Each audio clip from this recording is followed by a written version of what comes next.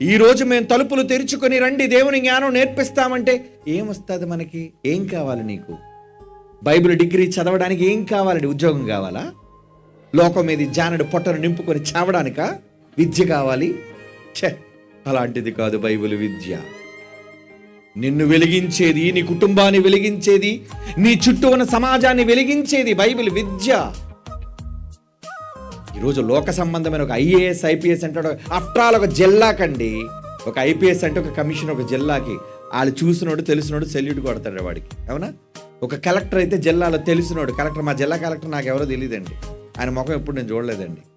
ఒకళ్ళు రోడ్డు మీద కనబడినా ఎవరో అనుకుంటామండి. కానీ అలాంటిది ఒక జైశాలి నడుచుకుంటూ వెళుతుంటే, ఒక ప్రసన్నబాబు నడుచుకుంటూ వెళుతుంటే, వీధుల్లో వెళుతున్నా, ట్రైన్లో వెళుతున్నా, విమానాల్లో వెళుతున్నా, విదేశాల్లోకి వెళుతున్నా, అందరూ చూసి అయ్యా నమస్కారం నమస్కారం. ఎక్కడి నుంచి వచ్చింది కీర్తి ఖ్యాతి? చెప్పండి. ఏ విద్య చదివాను? నాట్ బికాస్ ఆఫ్ ఐఏఎస్ వల్ల వచ్చిన కీర్తి కాదు ఇది.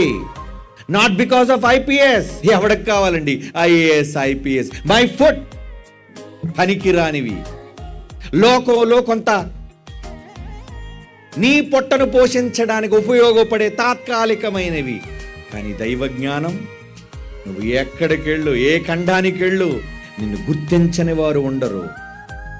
కారణం నీ నోట ఉన్నది.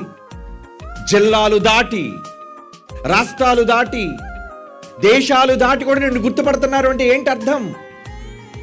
నువ్వు బైబిల్ చదివావు గనుక, దేవుని జ్ఞానాన్ని నేర్చుకున్నావు, అభ్యసిస్తున్నావు గనుక అంతకన్నా గొప్ప ఖ్యాతి కీర్తి ఎవరండి మనకి ఇచ్చేది? అలా చెయ్యండర్రా, అలా నేర్పించండర్రా, మీరు నేర్చుకోండర్రా, పరీక్షలు రాయండర్రా, రెసిడెన్షియల్ కాలేజీలో మీ పిల్లల్ని చేర్పించండర్రా. ఎందుకంటే దేవుని జ్ఞానం దొరకదు, అది నేర్చుకుంటే ఈ ప్రపంచమే నిన్ను మొక్కుతుంది.